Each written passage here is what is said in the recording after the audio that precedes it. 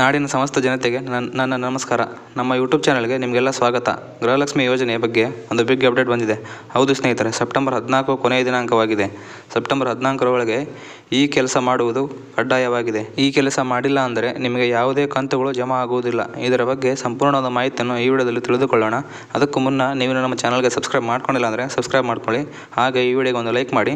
ನಿಮಗೆ ಒಟ್ಟು ಎಷ್ಟು ಗೃಹಲಕ್ಷ್ಮಿ ಯೋಜನೆ ಹಣ ಬಂದಿದೆ ಎಂದು ಕಮೆಂಟ್ ಮಾಡಿ ತಿಳಿಸಿ.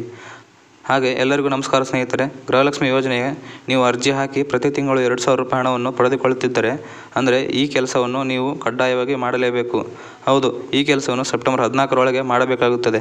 ಅದು ಏನೆಂದು ಗೊತ್ತಾಗುತ್ತದೆ. ಈ ವಿಡಿಯೋನ ಸಂಪೂರ್ಣವಾಗಿ ನೋಡಿ. ಸ್ನೇಹಿತರೆ, ಗೃಹಲಕ್ಷ್ಮಿ ಯೋಜನೆಗೆ ಅರ್ಜಿ ಸಲ್ಲಿಸಿ 2,000 ರೂಪಾಯಿ ಹಣವನ್ನು ಪ್ರತಿ ತಿಂಗಳು ಪಡೆದುಕೊಳ್ಳುತ್ತಿದ್ದರೆ ಸೆಪ್ಟೆಂಬರ್ 14ರೊಳಗೆ ಈ ಕೆಲಸವನ್ನು ಎಲ್ಲ ಮಹಿಳೆಯರು ಆಧಾರ್ ಕಾರ್ಡ್ ಅಪ್ಡೇಟನ್ನು ಮಾಡಿಸಬೇಕು ಎಂಬ ಮಾಹಿತಿ ಈಗಾಗಲೇ ತಿಳಿದು ಬಂದಿದೆ.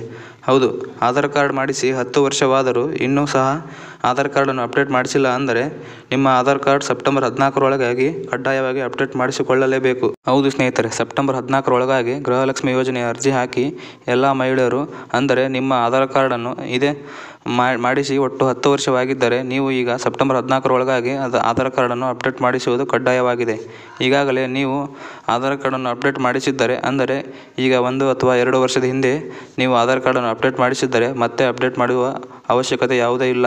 ಮತ್ತೆ ನೀವು ಆಧಾರ್ ಕಾರ್ಡ್ ಮಾಡಿಸಿ 10 ವರ್ಷವಾದರೂ ನೀವೇನಾದರೂ ಆಧಾರ್ ಕಾರ್ಡನ್ನು ಅಪ್ಡೇಟ್ ಮಾಡಿಸಿಲ್ಲ ಅಂದರೆ ನಿಮ್ಮ ಗೃಹಲಕ್ಷ್ಮಿ ಯೋಜನೆ ರದ್ದಾಗುವ ಸಾಧ್ಯತೆ ಇದೆ. ಆಧಾರ್ ಕಾರ್ಡ್ ಮೇಲೆ ನೀವು ಅದನ್ನು ಅಪ್ಡೇಟ್ ಮಾಡಿಸಿರುವ ದಿನಾಂಕ ಅಥವಾ ಮಾಡಿಸಿರುವ ದಿನಾಂಕ ಉಲ್ಲೇಖವಾಗಿರುತ್ತದೆ. ಅದನ್ನು ನೋಡಿಕೊಂಡು ನೀವು ಆಧಾರ್ ಕಾರ್ಡನ್ನು ಅಪ್ಡೇಟ್ ಮಾಡಿಸಿಕೊಳ್ಳಲೇಬೇಕು. ಹಾಗೆ ಆಧಾರ್ ಕಾರ್ಡನ್ನು ಅಪ್ಡೇಟ್ ಮಾಡಿಸುವುದು ಹೇಗೆ ಎಂದು ನೋಡೋದಾದರೆ ನಿಮ್ಮ ಆಧಾರ್ ಕಾರ್ಡ್ ಹಾಗೂ ಫೋನ್ ನಂಬರ್ ಇರುವ ಫೋನ್ನೊಂದಿಗೆ ನಿಮ್ಮ ಹತ್ತಿರದ ಯಾವುದಾದ್ರೂ ಆನ್ಲೈನ್ ಸೆಂಟರ್ ಅಥವಾ ಯಾವುದೇ ಸಾಮಾನ್ಯ ಸೇವಾ ಕೇಂದ್ರಕ್ಕೆ ಭೇಟಿ ನೀಡುವ ಮೂಲಕ ನೀವು ಅಲ್ಲಿ ಆಧಾರ್ ಕಾರ್ಡನ್ನು ಅಪ್ಡೇಟ್ ಮಾಡಿಸಿಕೊಳ್ಳಬಹುದು.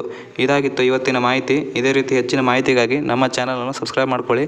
ಹಾಗೆ ಈ ವಿಡಿಯೋವನ್ನು ನಿಮ್ಮ ಎಲ್ಲ ಫ್ರೆಂಡ್ಸ್ಗೆ ಸಿಗೋ ಹಾಗೆ ಶೇರ್ ಮಾಡಿ. ಧನ್ಯವಾದಗಳು.